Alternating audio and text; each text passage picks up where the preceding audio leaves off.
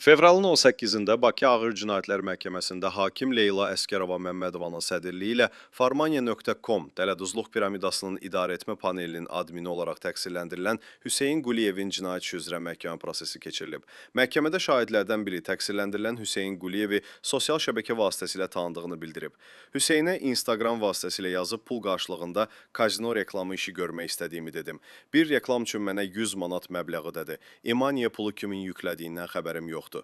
Növbəti proses 11 martda təyin olunub. Xatırladaq ki, ötən ilin sentyabr ayında ölkənin virtual məkanında, xüsusən sosial şəbəkələrdə onlayn piramida dələduzluq sxemi əsasında yatırım saytı adı altında fəaliyyət göstərən Farmaniya.com platformasında vətəndaşların pul vəsaitlərinin ələ keçirildiyi barədə Daxili İşlər Nazirliyinin kibercinayətkarlıqla mübarizə baş idarəsinə çoxsaylı şikayətlər daxil olub.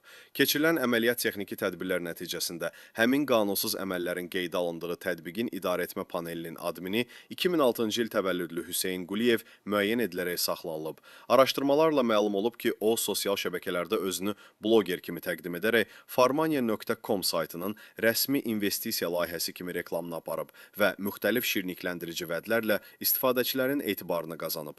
Bu yolla sayta müraciət edən 18 mindən çox şəxsin qeydiyyatdan keçməsinə və nəticədə 400 min manata yaxın vəsaitin dələduzluq yolu ilə mənimsənilməsinə nail olub.